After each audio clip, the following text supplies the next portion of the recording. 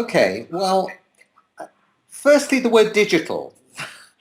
You might not like what I have to say now, but I am not so sure that the word digital is very helpful because it seems to me we're in a world now where everything is digital. I mean, even if you think about old media, if you think about newspapers, for example, actually so much of what happens, in terms of how newspapers are produced and distributed and read is digital. So I'm not so sure that calling things digital is really useful. But I would say that combination, digital culture for me implies the idea of how what I would call media or technologies are used in everyday life. So it implies a focus on people's everyday life.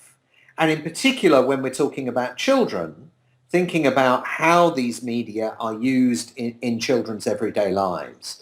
Because it seems to me the big issue here is how does what we do in school relate to children's lives outside school?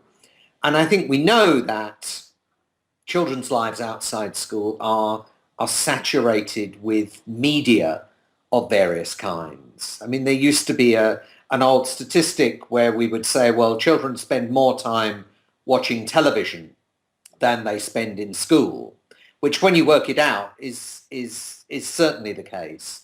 And I think now that screens and particularly through mobile media have just become ubiquitous, they're everywhere.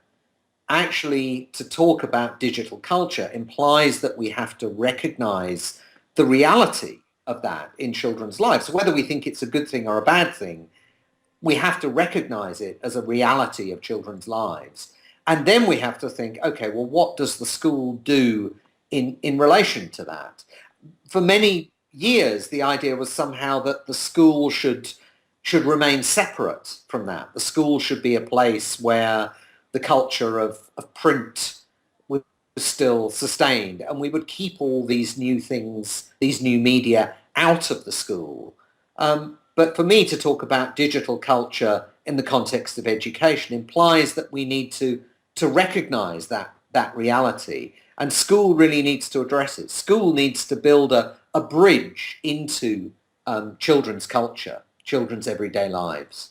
For me, I would much prefer to use the word media rather than technologies. I think when we talk about these things as technologies, what that tends to imply is that we see them as tools. Often we see them as instrumental tools or neutral tools. And I think if we see them in that way, then actually many of the critical questions that I think we need to ask about media or technology tend to be avoided. So when I talk about ICT or digital technologies, the reason I would prefer to call them media is because these are forms of representation. They're also commercial products. They have an industry behind them.